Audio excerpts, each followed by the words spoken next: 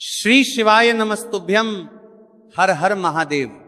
दोस्तों, जैसा कि आप सभी लोग जानते हैं कि 19 जनवरी 2026 माघ माह में पड़ने वाली माघ अमावस्या है और माघ माह की अमावस्या है।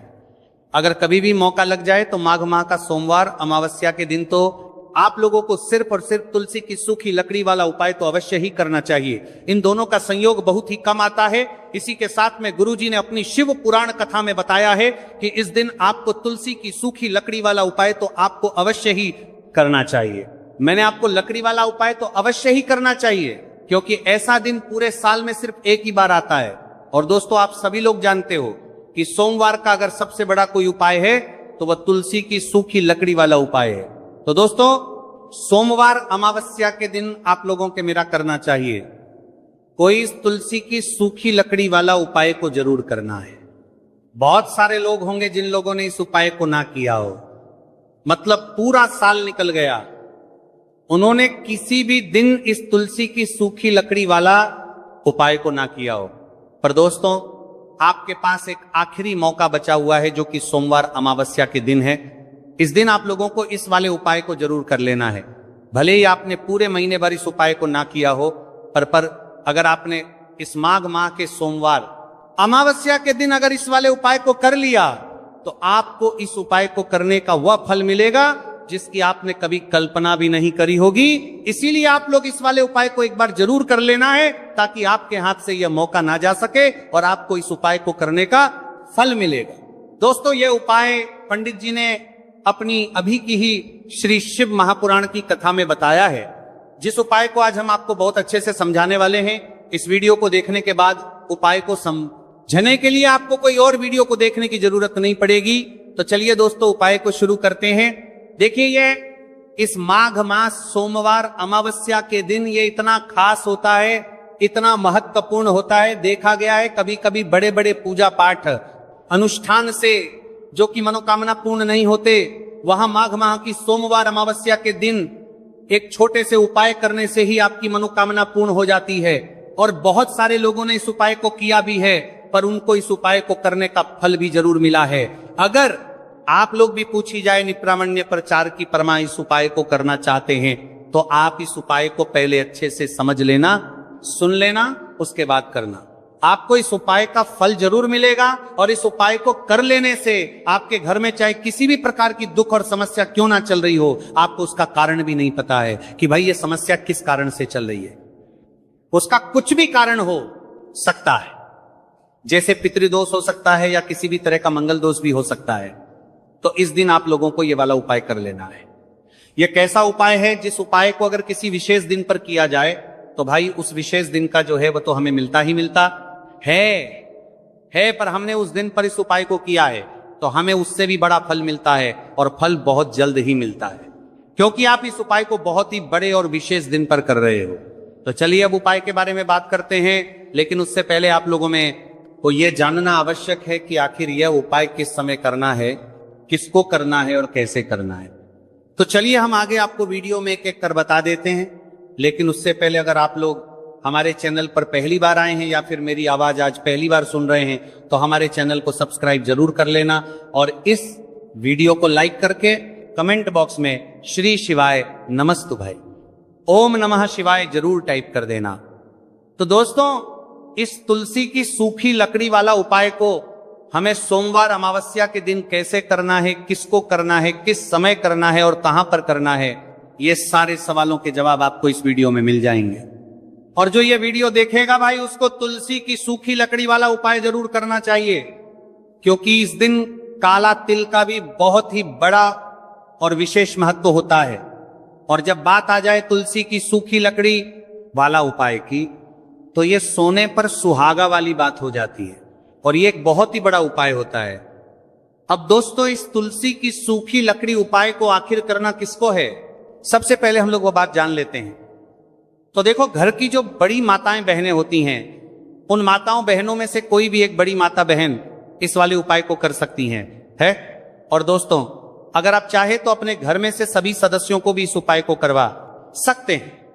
अगर किसी व्यक्ति की खुद की कोई मनोकामना है, खुद की कोई दुख और परेशानी है जो कि वो अपने लिए ही करना चाहता है, इस वाले उपाय को तो वो खुद अपने लिए भी कर सकता है। बाकी अगर कोई घर में से ऐसा है जो कि अपने पूरे घर परिवार की सुख और शांति के तुल्य लिए ये वाला उपाय करना चाहता है तो भाई वो भी कर सकता है। हो सकता है उसमें भी कोई दिक्कत वाली बात नहीं है। कहने का मतलब यह है कि इस उपाय को हर एक सदस्य भी कर सकता है और पूरे घर परिवार के सदस्य के लिए घर की बड़ी माताओं बहनों में से कोई एक माता बहन भी कर सकती है।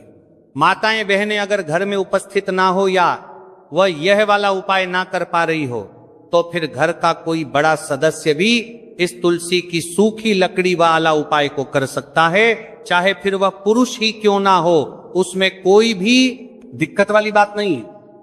उसके बाद में दोस्तों जो अगला प्रश्न निकल कर आता है वो ये आता है इस उपाय को लेकर के कि आखिर इस उपाय को हमें किस समय करना है, सुबह के समय करना है कि शाम के समय करना है। तो देखो, इस वाले उपाय को आप लोग सुबह के समय भी कर सकते हो और शाम के समय प्रदोष काल में भी कर सकते हो। अब अगर आप पूछो कि भाई साहब सबसे उत्तम समय कौन सा रहेगा इस तुलसी की सूखी लकड़ी वाला उपाय को करना है, कहा तो हम आपसे बस यही कहेंगे कि इस उपाय को आप सुबह के समय करेंगे तो ज्यादा बेहतर होगा। बाकी अगर प्रदोष काल शाम के समय भी करेंगे तो भी अच्छा होगा, उसमें कोई भी दिक्कत वाली बात नहीं है। तो अब दोस्तों जो अगली सबसे बड़ी और महत्वपूर्ण बात आती है वो ये आती है कि सुबह अगर हम उपाय को करेंगे तो हमें कितने बजे से लेकर कितने बजे तक के बीच में करना है, और शाम के समय प्रदोष काल में करेंगे तो हमें कितने बजे से लेकर कितने बजे के बीच में करना है। तो देखो, सुबह जितनी जल्दी हो सके आप उपाय को करने की कोशिश करना। बाकी अगर किसी कारणवश लेट भी हो जाओ, थोड़ी देर भी हो जाए, तो 10 या 11 बजे तक भी आप उपाय कर लेना और 12 बजे से ज्यादा देरी ना हो, ठीक है, इस बात का ध्यान रखना। उसके बाद में दोस्तों अगर शाम के समय प्रदोष काल की बात करें, प्रदोष काल का जो समय है होता है वो शाम के 0 बजे से शुरू हो जाता है। मतलब शाम के 6 प्रदोष काल की बात करें 0 बजे से शुरू हो जाता है। मतलब शाम के 0 बजे से शुरू हो जाता है, 0 बजे से शुरू हो जाता है। लेकर 7 के बीच का जो समय होता है यह समय प्रदोष काल का समय होता है। तो आप इस उपाय को 7 या 8 बजे के बीच में भी कर सकते हो। मतलब शाम के 0 बजे से रात 8:00 बजे के बीच में आप कभी भी इस वाले उपाय को कर सकते हो, उसमें कोई भी दिक्कत वाली बात नहीं है। देखिए, यदि हम किसी ई प्रकार के उपाय को निश्चित दिन और निश्चित तिथि पर करते हैं तो इसका हमें बहुत अधिक लाभ मिलता है और इन उपायों को करने के बाद हमारे जीवन में बहुत अधिक पर परिवर्तन आता है। साथ ही साथ ये जो उपाय आपके जीवन की सारी परेशानियों को और सारी बाधाओं को दूर करने वाले हैं। देखिए दोस्तों, आज के इस पूरे वीडियो में हम आपको 3 चमत्कारिक उपाय बताने वाले हैं और ये तीनों ही उपाय बहुत ही खास और बहुत ही ज्यादा विशेष होने वाले हैं।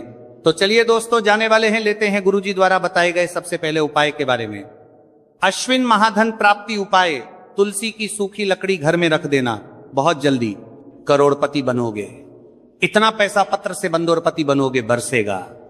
राधे धे दोस्तों, आपको किसी भी दिन तुलसी की सूखी लकड़ी का उपाय घर पर करना है और ऐसा समझ लीजिए कि तुलसी की सूखी लकड़ी का यह उपाय आपको बहुत जल्दी करोड़पति बनाएगा। क्योंकि जो मेरी अश्विन का महीना है यह श्री हरि विष्णु को सबसे प्रिय महीना है। तो देखिए, स्कंद तनगरसर करते हैं। पुराण में आता है कि भगवान विष्णु को सबसे प्रिय अगर कोई महीना है तो वह आश्विन का ही महीना है। और आश्विन के महीने में तुलसी के उपाय रातों रात आपके भाग्य को चमकाते हैं। ऐसे में आज की वीडियो में हम आपको तुलसी के ऐसे उपाय बताने जा रहे हैं जो रातों रात आपका भाग्य चमकाएंगे और बहुत जल्दी आपको महादानी बनाएंगे। तो देखिए, श्री हरि विष्णु प्रसन्न होते हैं जब भी आप मां तुलसी से जुड़ा हुआ कोई भी उपाय करते हैं। मां लक्ष्मी प्रसन्न होती है जब आप श्री हरि विष्णु को प्रसन्न करते हैं।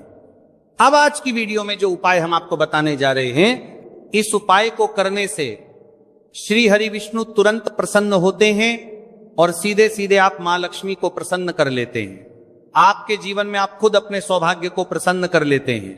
इसकी तरफ करने के भी आपके जीवन में आप खुद अपने सौभाग्य को प्रसन्न कर लेते हैं, प्राप्त कर लेते हैं इस छोटे से उपाय को करके। तो देखिए, सबसे पहले बात कर लेते हैं कि जो मां तुलसी है, इनके बिना श्री हरि विष्णु का पूजन और श्री हरि विष्णु का भोग दोनों ही अधूरे हैं। जब भी हम श्री हरि विष्णु को भोग कराते हैं, हम उनको भोग लगाते हैं, उसमें हम तुलसी दल जरूर डालते हैं। एक पत्ता डालेंगे लेकिन तुलसी दल जरूर डालते हैं, क्योंकि बिना तुलसी दल के श्री हरि विष्णु कोई भी भोग स्वीकार नहीं करते हैं। और आश्विन के महीने में तुलसी का पूजन करने से व्यक्ति को सौभाग्य की प्राप्ति होती है, उसके घर में कभी निर्धनता नहीं आती है। आप देखिए, सबसे पहले तो आपको आश्विन के महीने में एक हरा भरा तुलसी का पौधा अपने घर में जरूर लगाना चाहिए।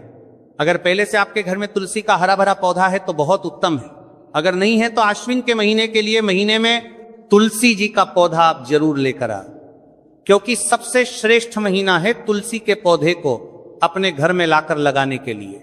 दूसरी चीज कि देखिए, आश्विन के महीने में या उससे पहले आपके घर में तुलसी जी का पौधा सूख गया है, और अगर तुलसी का पौधा आपके घर में सूखा हुआ है तो उससे कौन सा उपाय है जो आप करके रातों रात अपने भाग्य को चमका सकते हैं। तो देखिए, अगर आपके घर में माध्यम में तुलसी जी का सूखा हुआ पौधा है, इसमें आपको हरे हरे भरे पौधे से उपाय नहीं करना। आपके घर में तुलसी जी का अगर सूखा हुआ पौधा है, उसी से आप उपाय करेंगे, इस चीज का ध्यान रखेंगे। तो देखिए, अगर तुलसी जी का पौधा सूख गया है तो आपको क्या करना है, उसकी छोटी छोटी कहानियां लेनी है, गिन के 7 कहानियां, ठीक है ना। कितनी कहानियां लेंगे? 7 कहानियां लेंगे। थोड़ा सा मौली धागा आपको लेना है और 7 तुलसी की सूखी लकड़ी को एक के अन्न दर एक यानी गट्ठा टाइप का बनाना है और उसको बांध देना है, ठीक है ना। सारी तुलसी की लकड़ियों हमको इकट्ठा करना है और मौली धागे से बांध देना है। बांध देंगे कलावा लपेट कर। अब आपको क्या करना है, रोली का तिलक इस तुलसी की सूखी लकड़ी पर आपको करना है। रोली का तिलक करेंगे, अगर चंदन है तो थोड़ा सा चंदन लगा दीजिए। अब ये तुलसी की जो सूखी लकड़ी है, ये आपको थोड़ी देर अपने घर के मंदिर में रखनी है, श्री हरि विष्णु के सामने, और एक देसी घी का दीपक आपको श्री हरि विष्णु के सामने लगाना है। दीपक गोल बाती का लगाएंगे और उसमें